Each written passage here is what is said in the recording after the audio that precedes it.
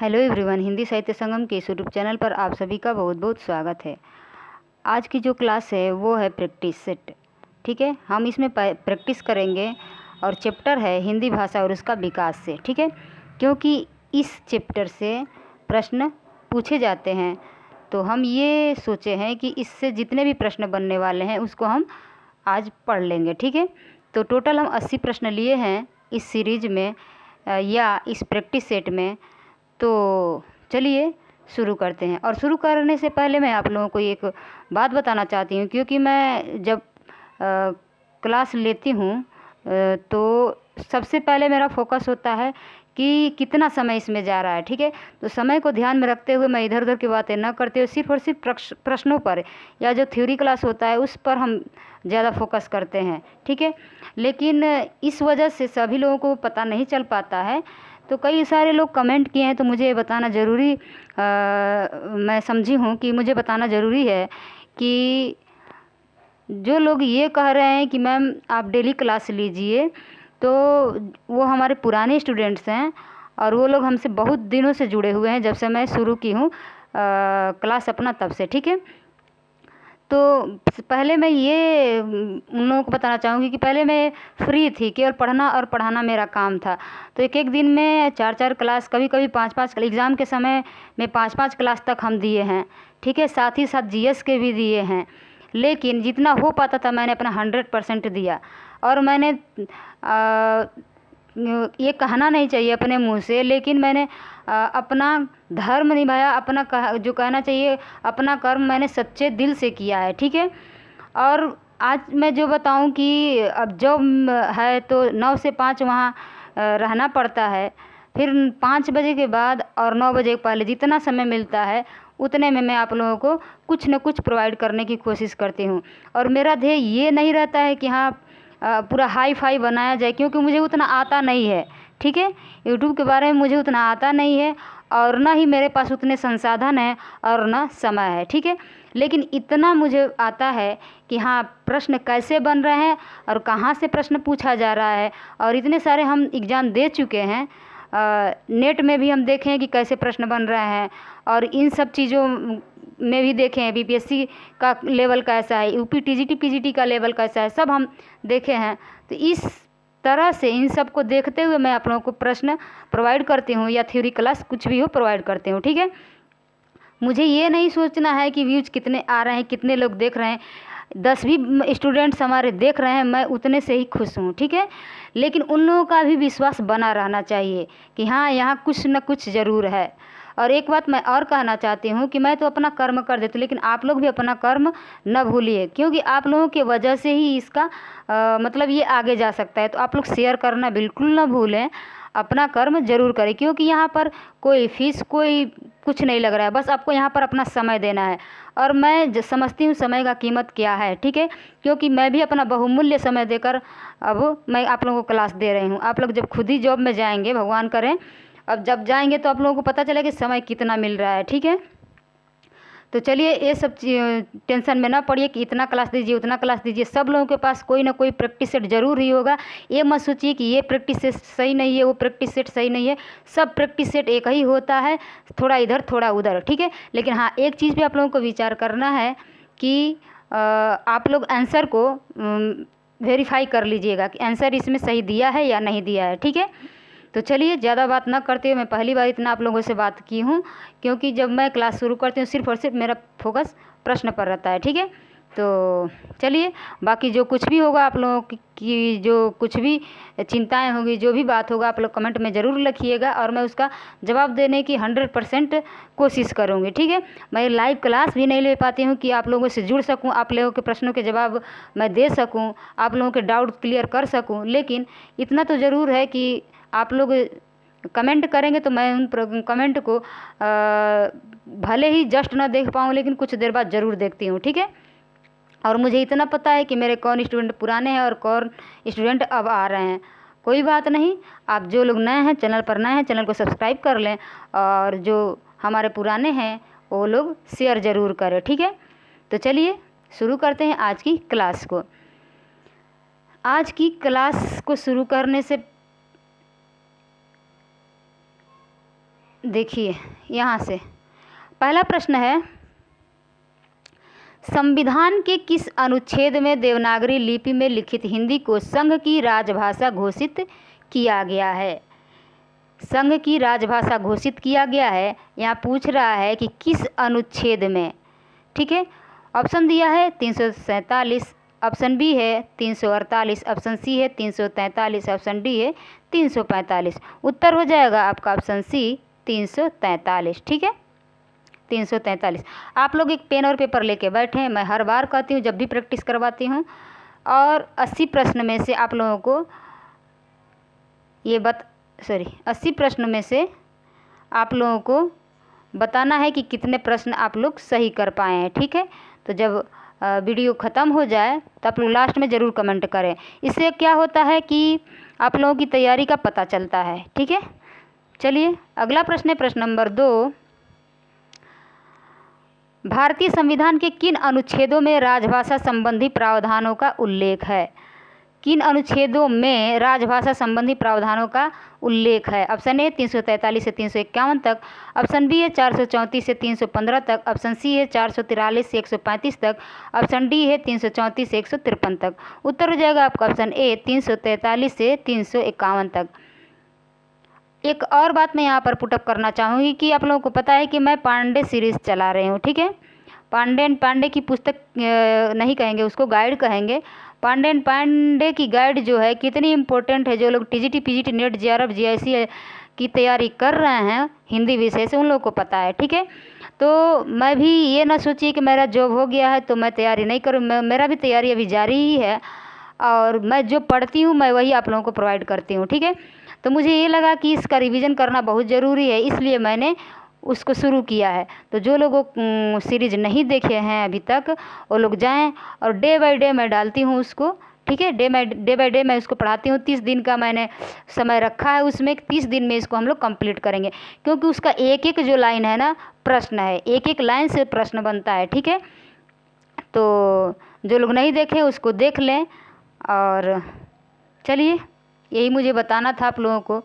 अगला प्रश्न है प्रश्न नंबर 3, निम्नलिखित में से कौन सा पश्च स्वर है? यहाँ पूछ रहा है कौन सा पश्च स्वर है। ठीक है, ऑप्शन ए आ, ऑप्शन बी हर्षई, ऑप्शन सी दीर्घई, ऑप्शन डी अ। उत्तर हो जाएगा आपका ऑप्शन ए आ। आ क्या है? पश्च स्वर है। बात करें इन तीनों ऑप्शन की तो अ मध्य स्वर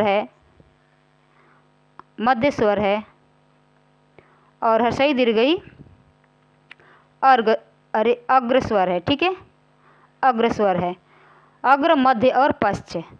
प्रश्न नंबर 4, हिंदी भाषा के विकास का सही अनुक्रम कौन सा है? ऑप्शन ए पाली प्राकृत अपभ्रंश हिंदी, ऑप्शन डी प्राकृत अपभ्रंश हिंदी पाली, ऑप्शन सी अपभ्रंश पाली प्राकृत हिंदी, ऑप्शन डी हिंदी पाली अपभ्रंश प्राकृत। उत्तर हो जाएगा आपका ऑप्शन ए पाली प्राकृत अपभ्रंश हिंदी। कहीं कहीं अपभ्रंश के बाद अवहट्ट भी दिया जाता है, तो इसको भी ध्यान रखिएगा। अब अपभ्रंश के बाद अवहट्ट आती है। ठीक है, प्रश्न नंबर 5, मुंडा भाषा परिवार का क्षेत्र कौन सा है? Option A Rajasthan, option B Madhya Pradesh, option C Tamil Nadu, option D Chota Nagpur. उत्तर हो जाएगा आपका ऑप्शन डी छोटा नागपुर। छोटा नागपुर क्या है? मुंडा भाषा परिवार का क्षेत्र है। ठीक है, अब देखते हैं अगला प्रश्न, प्रश्न नंबर 6, भारतीय भाषाओं को भारतीय संविधान की किस अनुसूची में शामिल किया गया है? ऑप्शन ए अष्टम, ऑप्शन डी सप्तम, ऑप्शन सी नवम, ऑप्शन डी दसम। उत्तर हो जाएगा आपका ऑप्शन ए अष्टम अनुसूची में।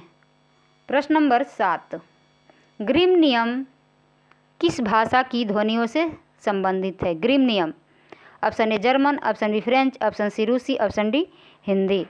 उत्तर होगा आपका ऑप्शन ए जर्मन। ठीक है, प्रश्न नंबर 8, नागरी लिपि का विकास किस लिपि से हुआ है? Option A Kharosthi, option D Brahmi, option C Nagalipi, option D Hebrew. तो नागरी लिपि का जो विकास हुआ है वो है ब्राह्मी लिपि से। ऑप्शन बी आपका उत्तर सही हो जाएगा। प्रश्न नंबर 9, निम्नलिखित में तत्सम शब्द है? ऑप्शन ए आग, ऑप्शन बी बयार, ऑप्शन सी पंख, ऑप्शन डी अक्षर। तो इसमें तत्सम शब्द बताना है, तो इसमें तत्सम शब्द हो जाएगा अक्षर। ये तीनों तद्भव शब्द है और इसका तत्सम होगा, आग का होगा अग्नि, आग का होगा अग्नि, बयार का होगा वात और पंख का होगा पक्ष। ठीक है। अक्षर का यदि तद्भव पूछे तो इसका आखर होता है, ढाई आखर। प्रेम का पढ़ास पंडित हो, ये तद्भव में लिखा है आखर। प्रश्न नंबर 10 है, निम्नलिखित में से कौन आर्य भाषाओं में शामिल नहीं है? Option A Sanskrit, option B अंग्रेजी, ऑप्शन सी अरबी, ऑप्शन डी फारसी। उत्तर होगा आपका ऑप्शन सी अरबी। अरबी जो है आर्य भाषाओं में शामिल नहीं है। अगला प्रश्न है 11 नंबर प्रश्न है, निम्नलिखित में से आर्य भाषाओं में शामिल नहीं है। यहाँ भी पूछा है कि आर्य भाषाओं में कौन शामिल नहीं है। ऑप्शन ए यूनानी, option B Latin, option C Prakrit, option D तुर्की। तुर्की जो है आर्य भाषाओं में शामिल नहीं है। ऑप्शन डी आपका उत्तर सही हो जाएगा। प्रश्न नंबर 12, निम्नलिखित में से तत्सम शब्द नहीं है। ऑप्शन ए आज्ञा, ऑप्शन बी राय, ऑप्शन सी सर्व, ऑप्शन डी स्वामी। तो यहाँ आपका उत्तर होगा ऑप्शन बी राय। राय तत्सम नहीं है, ये क्या है? तद्भव है। अगर राय का तत्सम पूछे, तत्सम है ये।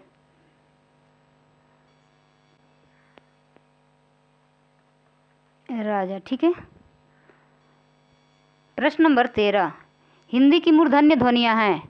ऑप्शन ए च, छ, ज, झ, ऑप्शन बी ट, ठ, ड, ढ, ऑप्शन सी प, फ, ब, भ, ऑप्शन डी त, थ, द, ध।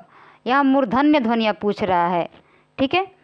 तो यहाँ आपका उत्तर हो जाएगा ट, ठ, ड, ढ। ऑप्शन बी आपका उत्तर सही हो जाएगा।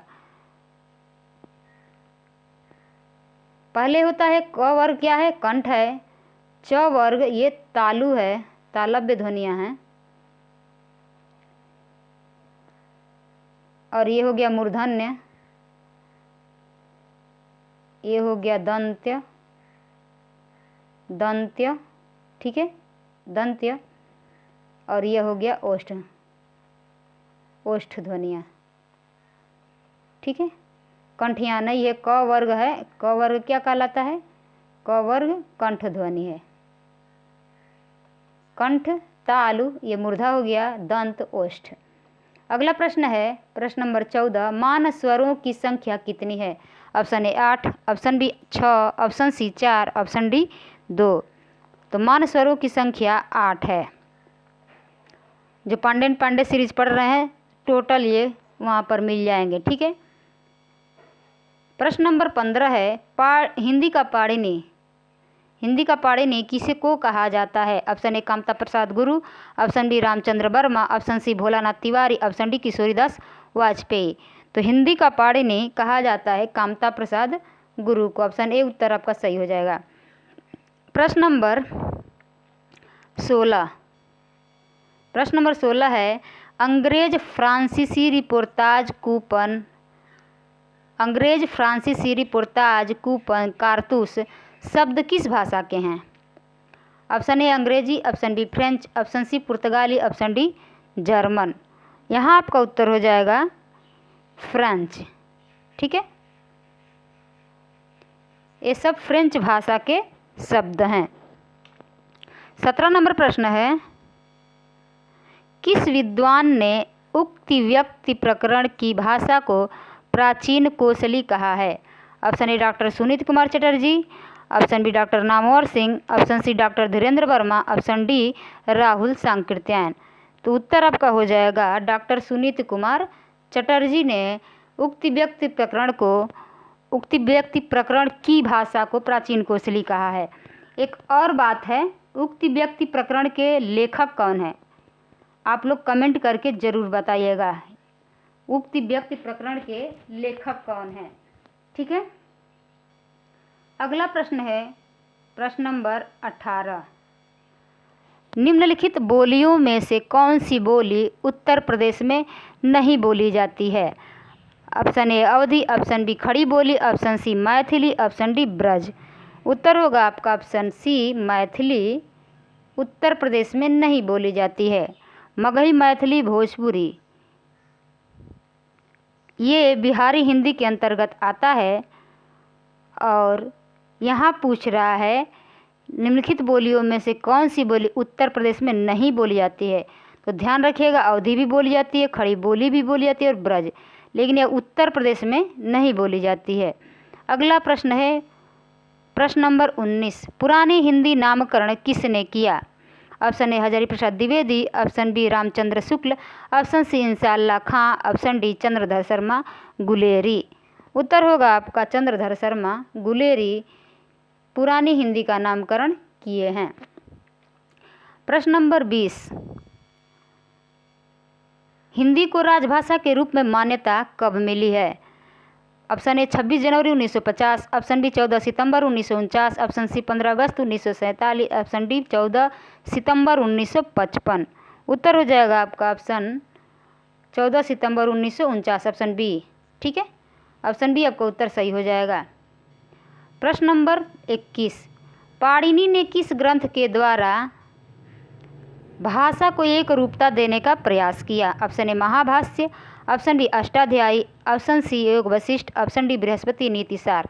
तो पाणिनि ने किस ग्रंथ के द्वारा भाषा को एक रूपता देने का प्रयास किया? तो पाणिनि की जो रचना है वो है अष्टाध्यायी, और इसी के द्वारा इन्होंने भाषा को एक रूपता देने का प्रयास किया।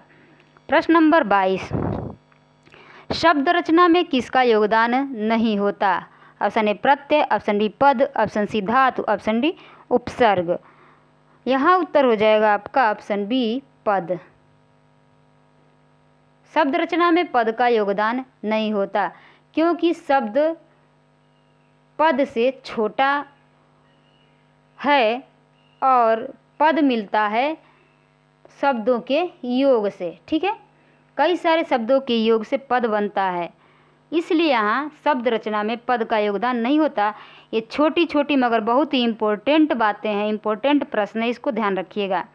अगला प्रश्न है प्रश्न नंबर 23, निम्नलिखित में से किस शब्द में रूप साधक प्रत्यय नहीं है? रूप साधक प्रत्यय है। निम्नलिखित में से किस शब्द में रूप साधक प्रत्यय है? ऑप्शन ए बचपन, ऑप्शन बी लड़के, ऑप्शन सी मातृत्व, ऑप्शन डी एकता। उत्तर हो जाएगा आपका ऑप्शन बी लड़के में क्या है? रूप साधक प्रत्यय नहीं है। प्रत्यय कहाँ लगता है? किसी भी धातु कहें या शब्द कहें, शब्दों का अंश कहें, उसके बाद में लगता है और उपसर्ग पहले लगता है। ठीक है, अगला प्रश्न है प्रश्न नंबर 24, हिंदी भाषा का संबंध किससे है?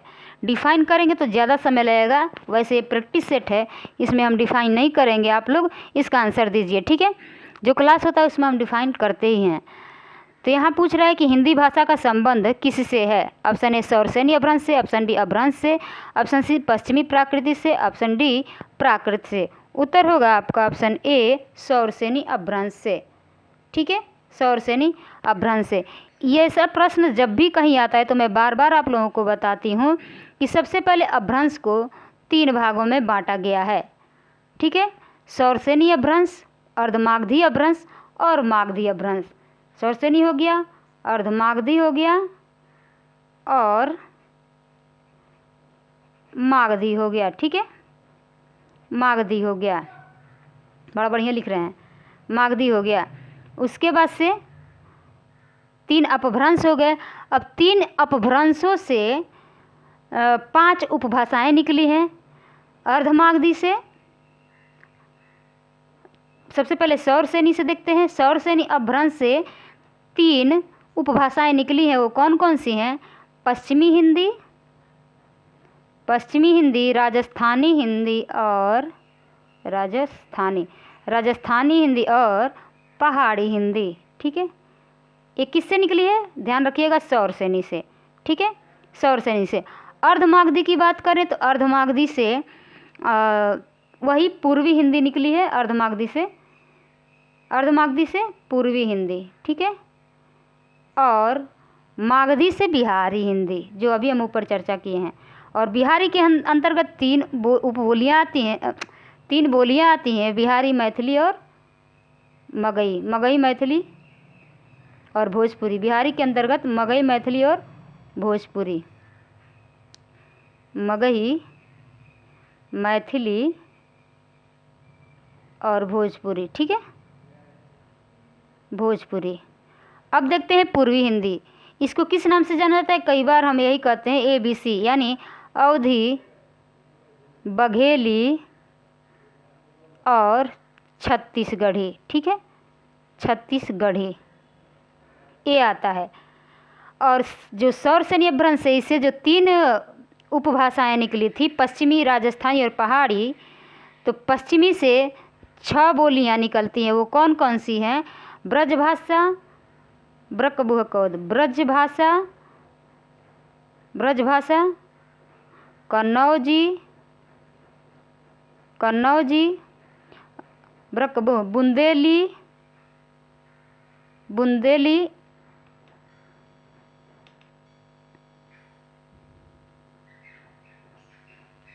हरियाणवी, कौरवी और 1 2 3 4 5 दक्षिणी। ठीक है, ये आती है। और राजस्थानी के अंतर्गत 3 मामा जयपुर, यानी मेवाती, मारवाड़ी, मालवी। यहाँ लिखते हैं मेवाती, सब घुलमुल हो गया, मेवाती, मालवी और मेवाती, मालवी, जयपुरी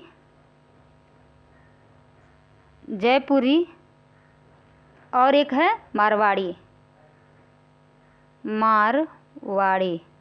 ठीक है, मारवाड़ी। अब कौन सा बच गया?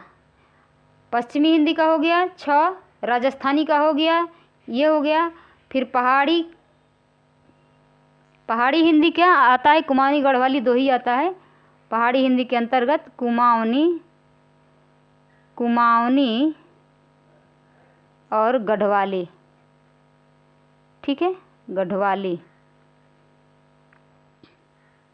इस तरह से हम लोगों ने देख लिया इस डायग्राम को। अब बढ़ते हैं आगे। प्रश्न नंबर 25, भरत मुनि ने अपभ्रंश को नाम दिया है। क्या नाम दिया है अपभ्रंश को?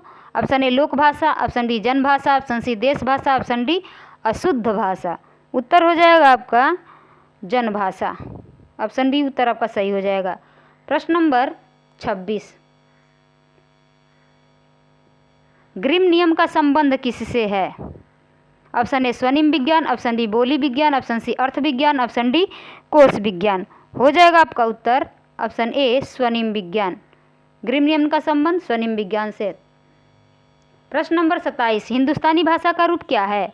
ऑप्शन ए संस्कृतनिष्ठ, ऑप्शन बी हिंदी उर्दू मिश्रित, ऑप्शन सी दक्षिणी हिंदी, ऑप्शन डी ब्रज अवधी का मिश्रित रूप। उत्तर हो जाएगा आपका हिंदी उर्दू मिश्रित। ऑप्शन बी उत्तर आपका सही हो जाएगा। प्रश्न नंबर 28, निम्नलिखित में से अर्धस्वर कौन सा है? ऑप्शन ए य, ऑप्शन बी प, ऑप्शन सी क्ष, ऑप्शन डी ज्ञ। उत्तर हो जाएगा यहाँ पर आपका ऑप्शन ए य, और एक और होता है व। प्रश्न नंबर 29, बोली का लघुत्तम रूप क्या है? ऑप्शन ए व्यक्ति बोली, ऑप्शन बी उपबोली, ऑप्शन सी सहायक बोली, ऑप्शन डी वर्ण। यहाँ पर आपका उत्तर हो जाएगा ऑप्शन ए व्यक्ति बोली। प्रश्न नंबर 30, निम्नलिखित में से कौन द्रविड़ भाषा परिवार की भाषा है? निम्नलिखित में से कौन द्रविड़ परिवार की भाषा है? Option A Oriya, option B Bangla, option C Asamiya, option D Kannada. तो यहाँ आप लोगों को बताना है कि द्रविड़ परिवार की भाषा कौन है। तो उत्तर हो जाएगा आपका ऑप्शन डी कन्नड़। प्रश्न नंबर 31, किस क्षेत्र की बोली को काशिका कहा गया है? काशिका कहा गया है। Option A Baiswara, option D Ara Bhojpur, option C Banaras, option D Magadh. यहाँ आपका उत्तर हो जाएगा ऑप्शन सी बनारस। प्रश्न नंबर 32, साहित्यिक अपभ्रंश को पुरानी हिंदी किसने कहा था? साहित्यिक अपभ्रंश को पुरानी हिंदी किसने कहा था? Option A Ramchandra Shukla, option B Hazari Prasad Dwivedi, option C Shiv Singh Sengar, option D Rahul Sankrityayan. तो यहाँ आपका उत्तर हो जाएगा ऑप्शन ए रामचंद्र शुक्ल। साहित्यिक अपभ्रंश को पुरानी हिंदी किसने कहा? रामचंद्र शुक्ल ने। ठीक है, कंफ्यूज ना होइएगा। अगर यहाँ पर गुलेरी जी को दिया गया होता तो लोग उसी को लगाते, लेकिन यहाँ पर प्रश्न का स्तर देखिए, प्रश्न का रूप देखिए क्या पूछ रहा है कि साहित्यिक अपभ्रंश को पुरानी हिंदी किसने कहा? रामचंद्र शुक्ल जी ने। पुरानी हिंदी का नामकरण किसने किया, तब बताना है चंद्रधर शर्मा गुलेरी ने।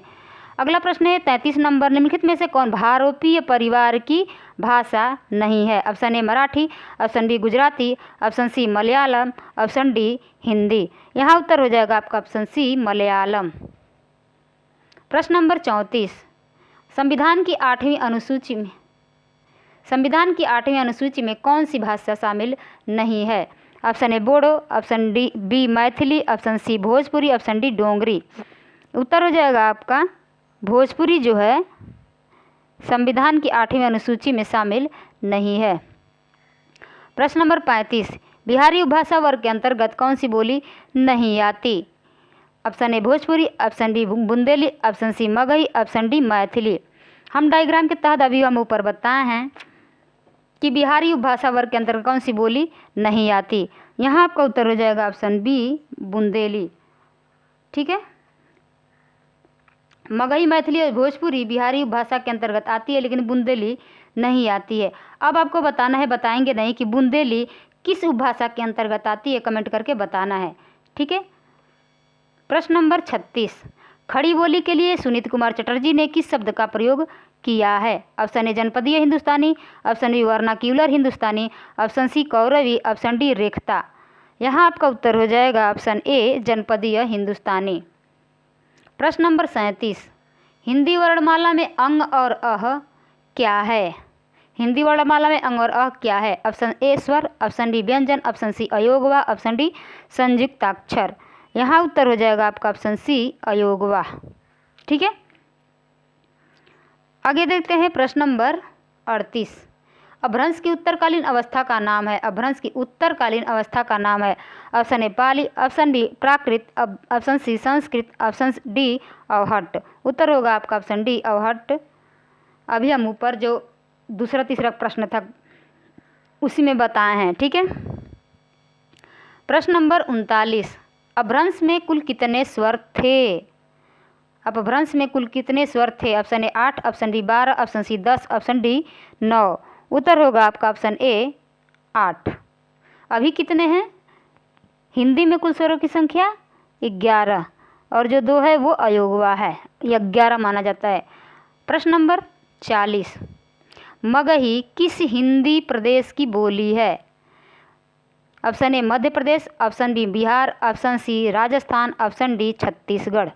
तो आप लोगों को बताना है कि मगही किस हिंदी प्रदेश की बोली है। तो मगही बिहार प्रदेश की बोली है, मगही, मैथिली और भोजपुरी। प्रश्न नंबर 41 है कि भाषाओं के पारिवारिक वर्गीकरण का आधार है। ऑप्शन ए रूप रचना, ऑप्शन बी ध्वनि, ऑप्शन सी इतिहास, ऑप्शन डी अर्थ। यहाँ आपका उत्तर हो जाएगा पारिवारिक वर्गीकरण का आधार हो जाएगा आपका इतिहास। ऑप्शन सी आपका उत्तर सही हो जाएगा। प्रश्न नंबर 42, ब्राह्मी लिपि के विकास का अनुक्रम है। ऑप्शन ए ब्राह्मी लिपि, गुप्त लिपि, कुटिल लिपि, देवनागरी लिपि। ऑप्शन बी है कुटिल लिपि, ब्राह्मी लिपि, गुप्त लिपि, देवनागरी लिपि। ऑप्शन सी है ब्राह्मी लिपि, देवनागरी लिपि, गुप्त लिपि, कुटिल लिपि। ऑप्शन डी है देवनागरी लिपि, ब्राह्मी लिपि, कुटिल लिपि, गुप्त लिपि। यहाँ आपका उत्तर बताना है, ब्राह्मी लिपि का विकास का अनुक्रम बताना है। उत्तर हो जाएगा आपका ऑप्शन ए, सबसे पहले ब्राह्मी लिपि, गुप्त लिपि, कुटिल लिपि और देवनागरी लिपि। ठीक है, इसके अंदर एक सिद्ध मातृका लिपि भी आती है, सिद्ध मातृका या कुटिल लिपि। ठीक है, सिद्ध मातृका को ही कुटिल लिपि कहते हैं, सिद्ध मातृका या कुटिल लिपि। ठीक है, अगला प्रश्न है प्रश्न नंबर 43, आगरा का बोली क्षेत्र है। Option A Awadhi, option B खड़ी Boli, option C Braj, option D Chhattisgarhi. Agra का बोली क्षेत्र क्या है। ऑप्शन सी आपका उत्तर सही हो जाएगा, ब्रज, आगरा का। अब आगे बढ़ते हैं प्रश्न नंबर 44 पर।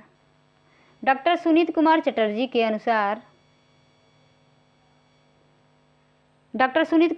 के अनुसार पूर्वी हिंदी आधुनिक भारतीय आर्य भाषाओं के किस वर्ग में आती है। आधुनिक भारतीय आर्य भाषाओं के किस वर्ग में आती है।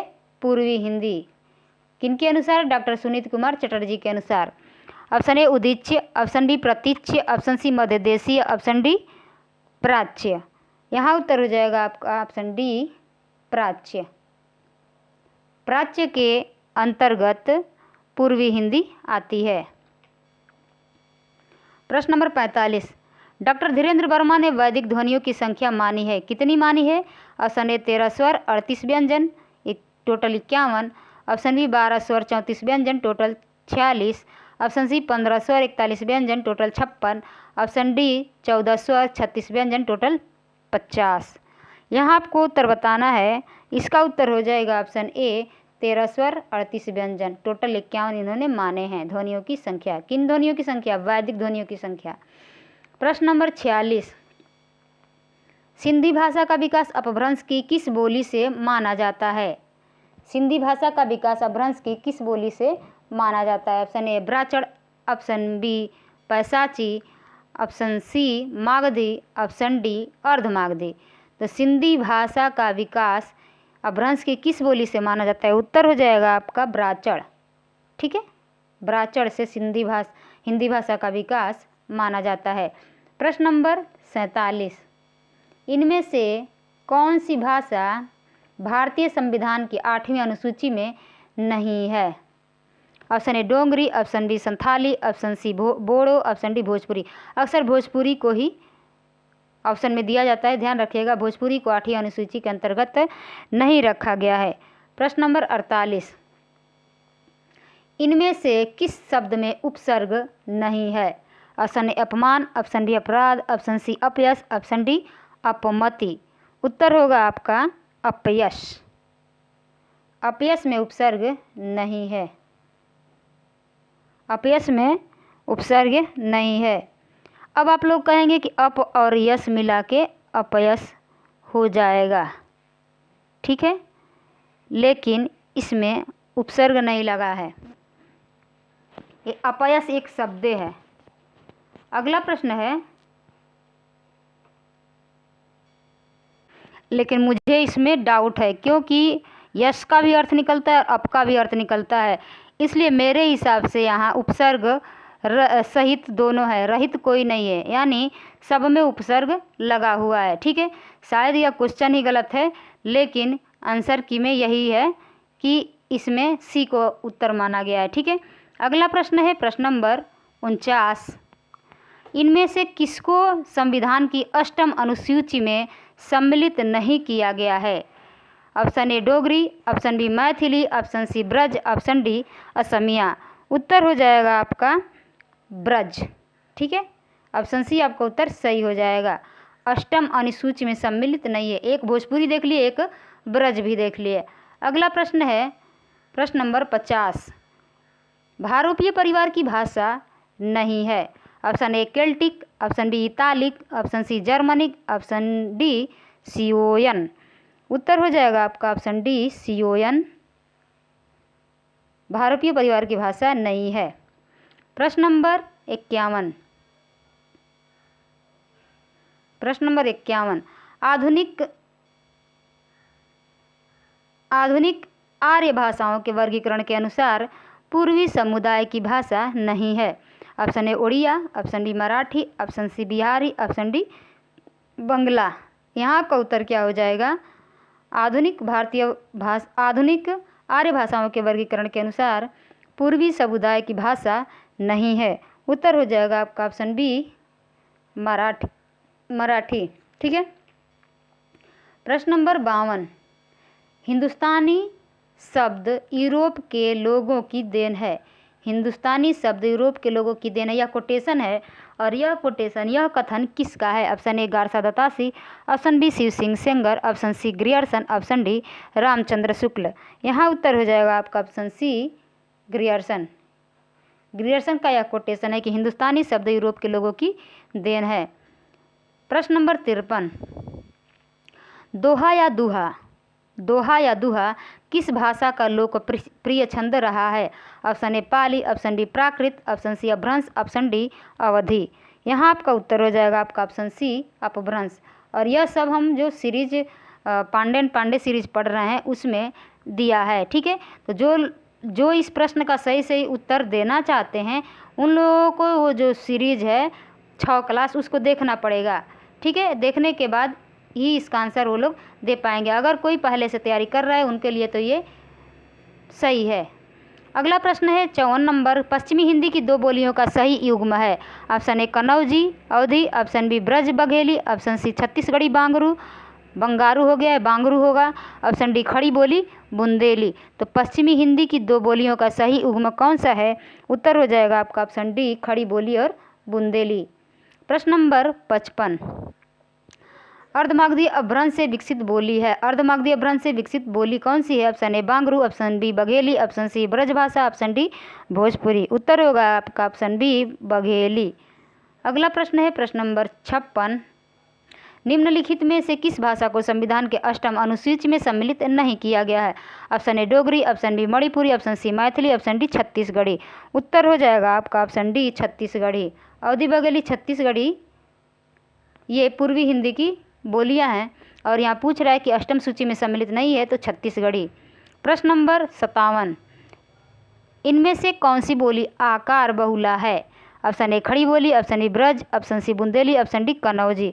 यहाँ आपका उत्तर हो जाएगा ऑप्शन ए खड़ी बोली आकार बहुला नहीं है।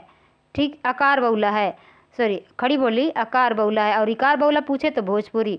अगला प्रश्न है 58 नंबर, कंठोष्ठ ध्वनि का उदाहरण है।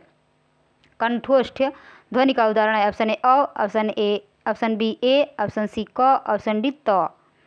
तो यहाँ कंठोष्ठ ध्वनि बताना है। कंठोष्ठ ध्वनि यहाँ हो जाएगा ऑप्शन ए औ।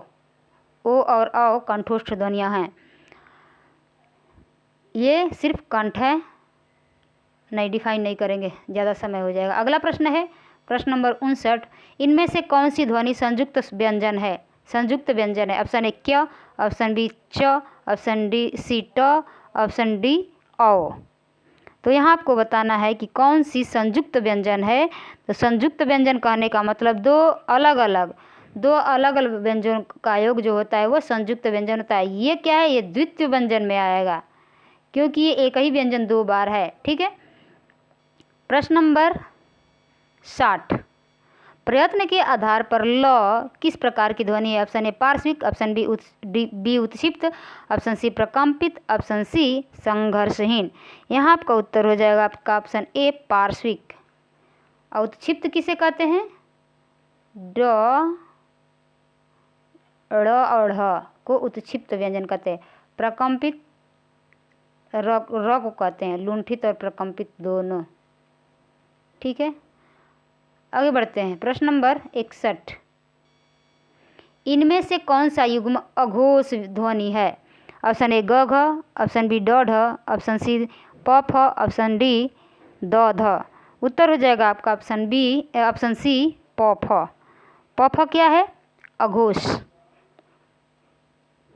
अघोष ध्वनियाँ हैं। ठीक है, जो 12 नंबर पे आएगा यानी 1 2 वो अघोष ध्वनियाँ होती हैं। अगला प्रश्न है 62 नंबर, निम्नलिखित में से किस भाषा का विकास स और सेनी अपभ्रंश से हुआ है? Option A Gujarati, option B Punjabi, option C Marathi, option D Sindhi. स और सेनी अपभ्रंश से हुआ है पूछ रहा है। उत्तर हो जाएगा आपका ऑप्शन ए गुजराती। प्रश्न नंबर 63, वाह्य प्रयत्न के अनुसार वर्णों के भेद हैं। Option A 3, option B 4, option C 2, option D 5। वाह्य प्रयत्न के अनुसार वर्णों के 2 भेद होते हैं। ठीक है, उत्तर हो जाएगा आपका ऑप्शन सी। प्रश्न नंबर 64, 3 ही ऑप्शन दिख रहा है, पहले प्रश्न को पढ़ लेते हैं। संस्कृत का कोई भी शब्द मनचाहे ढंग से तोड़ मरोड़ कर तद्भव नहीं बनाया जा सकता। उपयुक्त विचार किस विद्वान का है? यह कोटेशन है कि संस्कृत का कोई भी शब्द मनचाहे ढंग से तोड़ मरोड़ कर तद्भव नहीं बनाया जा सकता। उपयुक्त विचार किस विद्वान का है? Option A Ramvilas Sharma, option B है सुनीत कुमार चटर्जी, ऑप्शन सी है जॉर्ज ग्रियर्सन और ऑप्शन डी दिया है नामवर सिंह। उत्तर हो जाएगा आपका ऑप्शन ए रामविलास शर्मा। ठीक है, प्रश्न नंबर 65, इनमें से कौन सी बोली बिहारी हिंदी वर्ग में नहीं आती है? इनमें से कौन सी बोली बिहारी वर्ग हिंदी में नहीं आती है? Option A Bhojpuri, option B Maithili, option C Chhattisgarhi, option D Magahi. अभी हम पढ़े हैं ऊपर कि मगही, मैथिली और भोजपुरी ये बिहारी हिंदी के अंतर्गत आता है, लेकिन अवधी बघेली छत्तीसगढ़ी पूर्वी हिंदी के अंतर्गत आता है, इसलिए आपका उत्तर हो जाएगा ऑप्शन सी छत्तीसगढ़ी। ठीक है। प्रश्न नंबर 66, हिंदी पर सामासिक संस्कृति के वहन का दायित्व संविधान के किस अनुच्छेद में निर्धारित है? हिंदी पर सामासिक संस्कृति के वहन का दायित्व संविधान के किस अनुच्छेद में निर्धारित है? Option A 343, option B 348, option C 349, option D 351। उत्तर हो जाएगा आपका ऑप्शन डी 351। ध्यान रखिएगा, बहुत महत्वपूर्ण प्रश्न है। प्रश्न नंबर 67, निम्नलिखित में से कौन सी बोली राजस्थानी नहीं है? Option A Mewati, option B Mandiyali, option C Marwari, option D Mewari. यहाँ आपका उत्तर हो जाएगा आपका ऑप्शन बी मंडियाली। मेवाती, मारवाड़ी और मेवाती, मालावी और मारवाड़ी मेवाड़ी है, ये राजस्थानी के अंतर्गत आता है, लेकिन मंडियाली नहीं आता है। अगला प्रश्न है 68 नंबर, निम्नलिखित में से कौन सी भाषा संविधान की 8वीं अनुसूची में नहीं है? Option A Nepali, option B Kangri, option C Rajasthani, option D Gondvi. यहाँ आपका उत्तर हो जाएगा आपका ऑप्शन ए नेपाली। पूछ रहा है क्या निम्नलिखित में से कौन सी भाषा संविधान की 8वीं अनुसूची में नहीं है? नेपाली नहीं है। ये प्रश्न यहाँ पर मिस्टेक हो गया है, ये नहीं है, नहीं पूछना चाहिए। कांगड़ी भी नहीं होता है, नेपाली होता है, कांगड़ी राजस्थानी गोंडवी नहीं होता। नहीं, आपको काट देना है। ठीक है, अब इसको प्रश्न को पढ़ना है। निम्नलिखित में से कौन सी भाषा संविधान की 8वीं अनुसूची में है? मिसप्रिंट हो गया है। ठीक है, तो ये नेपाली हो जाएगा। कांगड़ी, राजस्थानी, गोंडवी ये सब नहीं है, नेपाली है। ठीक है, प्रश्न गलत है। अगला प्रश्न है 69 नंबर, तौलिया मूलतः किस भाषा का शब्द है? Option A Urdu, option B Hindi, option C पुर्तगाली, ऑप्शन डी तुर्की। यहाँ आपका उत्तर कौन सा हो जाएगा? यहाँ उत्तर हो जाएगा आपका पुर्तगाली। ठीक है, ऑप्शन सी पुर्तगाली। अगला प्रश्न है 70 नंबर, तारीख निम्नलिखित में से किस भाषा का मूल शब्द है? ऑप्शन ए पोर्चुगीज, पुर्तगाली, ऑप्शन बी अरबी, ऑप्शन सी तुर्की, ऑप्शन डी हिंदी। इसका उत्तर हो जाएगा ऑप्शन बी अरबी। तारीख कौन सा शब्द है? अरबी शब्द है। प्रश्न नंबर 71, निम्नलिखित में से कौन सा शब्द यौगिक है? रूढ़ नहीं, यौगिक है, रूढ़ नहीं। यौगिक, योग रूढ़ और रूढ़ ये 3 होते हैं, तो यहाँ पूछ रहा है कि रूढ़ नहीं है, यौगिक है। ऑप्शन ए जल्द, ऑप्शन बी नाक, ऑप्शन सी कान, ऑप्शन डी पर। यहाँ आपका उत्तर क्या हो जाएगा? रूढ़ नहीं है, यौगिक है। यहाँ उत्तर हो जाएगा आपका ऑप्शन ए जल्द। यह यौगिक है, न कि रूढ़। अगला प्रश्न है, निम्नलिखित में से कौन सी भाषा आर्य भाषाओं के अंतर्गत नहीं आती? ऑप्शन ए अरबी, ऑप्शन बी फारसी, option C Latin, option D यूनानी। उत्तर हो जाएगा आपका ऑप्शन ए अरबी।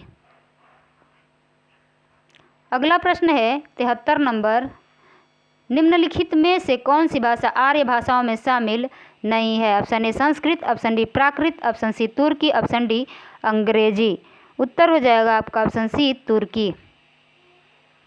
प्रश्न नंबर 74, निम्नलिखित में से कौन सा शब्द फारसी का है? ऑप्शन ए दाग, ऑप्शन बी औरत, ऑप्शन सी नीलम, ऑप्शन डी फीस। यहाँ आपका उत्तर क्या हो जाएगा? ऑप्शन ए दाग। प्रश्न नंबर 75, निम्नलिखित में से कौन सा शब्द रूढ़ है, यौगिक नहीं? फिर वैसे ही है, यहाँ पहले पूछा था यौगिक है, रूढ़ नहीं, यहाँ पूछ रहा है रूढ़ है, यौगिक नहीं। यानी कहने का मतलब यहाँ पर रूढ़ शब्द पूछ रहा है। ऑप्शन ए पीला, ऑप्शन बी झटपट, ऑप्शन सी घुड़साल, ऑप्शन डी पंकज। उत्तर हो जाएगा आपका ऑप्शन ए पीला। बाकी ये सब क्या है? ये झटपट 2 शब्द है, घुड़साल, पंकज, ये दोनों यौगिक है और यह योग रूढ़ है। योग रूढ़ के भी अंतर्गत आता है और यौगिक के, क्योंकि इसका अलग अर्थ निकलता है। जितने भी बहुब्रीहि शब्द होते हैं वो योग रूढ़ में आ जाते हैं। अगला प्रश्न है 76। निम्नलिखित में से कौन सी आर्य भाषाओं में शामिल नहीं है? ऑप्शन ए यूनानी, option B Latin, option C फारसी, ऑप्शन डी अरबी। उत्तर आपका क्या हो जाएगा? अरबी। ऑप्शन डी उत्तर सही हो जाएगा। प्रश्न नंबर 77। लगभग हम लोग समाप्ति की तरफ पहुंच रहे हैं। निम्नलिखित में से कौन सा तद्भव नहीं है? राय, खेत, दाहिना, कवि। तद्भव नहीं है, उत्तर हो जाएगा आपका ऑप्शन डी कवि। यह क्या है? तत्सम है। राय का भी हम लोग पढ़े हैं ऊपर, राजा। खेत का हो जाएगा क्षेत्र, तत्सम। दाहिना का क्या होगा? दक्षिण। क्या हो जाएगा? दाहिना, दक्षिण। इसको थोड़ा कन्फर्म करके बताइएगा। दाहिना का शायद दक्षिण ही होता है। राजा, राय का राजा, खेत का क्षेत्र, दाहिना का दक्षिण, कवि। ठीक है, थोड़ा इसको देख लीजिएगा दक्षिण को। अगला प्रश्न है 78 नंबर। निम्नलिखित में से कौन सा तत्सम शब्द नहीं है? ऑप्शन ए अग्नि, ऑप्शन बी भ्राता, ऑप्शन सी आज्ञा, ऑप्शन डी किसान। तत्सम नहीं है। अग्नि है, भ्राता है कि आज्ञा है। उत्तर हो जाएगा आपका यहाँ पर किसान। किसान नहीं है। इसका क्या होता है तत्सम? कृषक। तद्भव यदि पूछे तो अग्नि का आग हो जाएगा, भ्राता का भाई हो जाएगा, और आज्ञा का आप लोगों को बताना है। ठीक है, अगला प्रश्न है 79 नंबर। निम्नलिखित में से कौन सी भाषा सामी भाषाओं में शामिल नहीं है? ऑप्शन ए इब्रानी, ऑप्शन बी अरबी, ऑप्शन सी हब्सी, ऑप्शन डी फारसी। यहाँ आपका उत्तर हो जाएगा ऑप्शन डी फारसी। सामी भाषाओं में शामिल नहीं है, ध्यान रखिएगा, फारसी इम्पोर्टेंट है। ठीक है, अगला प्रश्न है एंड लास्ट प्रश्न है आज का। निम्नलिखित में तत्सम शब्द है?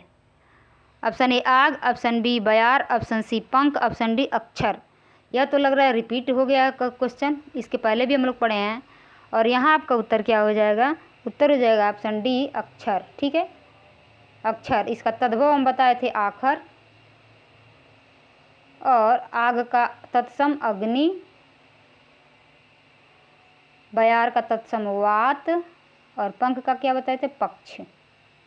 ठीक है, इस तरह से हम लोगों ने आज 80 प्रश्नों को सॉल्व किया है। आप लोग ज़रूर कमेंट करके बताइएगा कि 80 प्रश्नों में आप लोगों के कितने प्रश्न सही हुए। ठीक है, 80 में कितने प्रश्न आप लोगों के सही हुए कमेंट करके ज़रूर बताइएगा।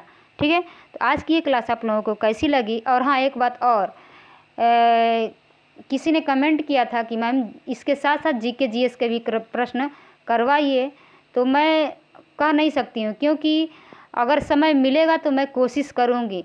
और हमारे पास वो प्रश्न है, सबसे पहले तो इसके पहले जो हम करवा रहे थे जीके जीएस का प्रैक्टिस, तो हम घटना चक्र से करवा रहे थे, क्योंकि उसमें वो प्रश्न सारे रखे गए हैं जो कि बीपीएससी में पूछे गए हैं। तो अक्सर आसमान से तो प्रश्न बनता नहीं, अक्सर वही प्रश्न रिपीट होके घुमा फिरा के बनता है। ठीक है, तो जो टीचर का लेवल है वो बीपीएससी का लेवल नहीं है, लेवल उससे बहुत हल्का है। तो वो यदि किसी के पास से पढ़ लेते हैं तो बहुत बेनिफिट होगा। और उस सीरीज को हो यदि हमको समय मिलेगा तो शुरू करेंगे, अन्यथा नहीं कर पाएंगे। ठीक है, लेकिन जीके जीएस में एक चीज़ है कि जो 9, 10, 11, 12, 9, 10 और 11, 12 जो बिहार बोर्ड का है एग्ज़ाम हो रहा था, उसमें जो एसएसटी के प्रश्न पूछे गए हैं उन सब प्रश्नों को मैं करवा सकती हूँ। ठीक है, उसमें 100 प्रश्न है, किसी में 80 प्रश्न है, ऐसे हम उस प्रश्न को करवा सकते हैं। ठीक है, और वो बहुत ही आप लोगों के बेनिफिट होगा। तो यदि समय मिला तो मैं इसको भी करूँगी, लेकिन सबसे पहले मेरा सबसे बड़ा फोकस है जो सब्जेक्ट है उस पर। तो आज की ये क्लास आप लोगों को कैसी लगी कमेंट करके ज़रूर बताइएगा। मिलते हैं एक अगले क्लास में एक नए चैप्टर के साथ, तब तक के लिए धन्यवाद।